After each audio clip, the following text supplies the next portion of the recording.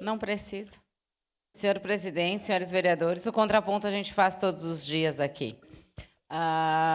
Senhor presidente, falar com o pessoal que assiste a gente de casa, né? Lembrar da importante reunião que teremos hoje às 18 horas, que é a questão da CPI sobre a RGE, né? Falamos tantas vezes nessa Câmara a questão das faturas, né, da energia. Então, hoje teremos a oportunidade aqui de uma reunião, né, com a Assembleia Legislativa, a parte da CPI da RGE, onde traremos também todas as preocupações que chegaram até o nosso gabinete, todas as contas de energia elétrica, o que mexe realmente no bolso das pessoas, aí com aumentos até de 200%, 300% nas contas. Então, hoje, às 18 horas, aqui na Câmara de Vereadores, reunião importante, a CPI da Assembleia Legislativa sobre as questões das tarifas de energia, principalmente as contas da RGE. Então, convidar todos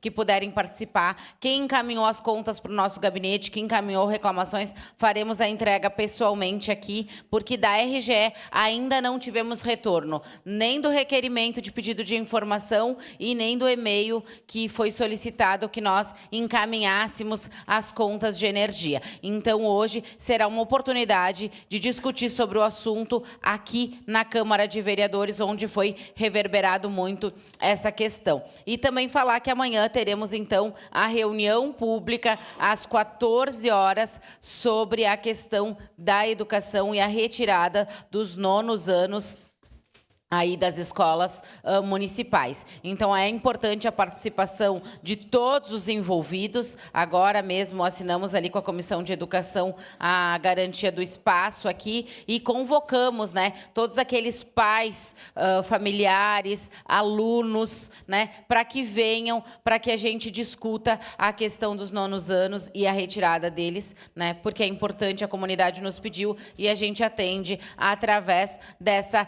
reunião pública. 2 reuniões importantes, então, que temos aqui na Câmara. Hoje à noite, a CPI da energia, né, com a questão da RGE.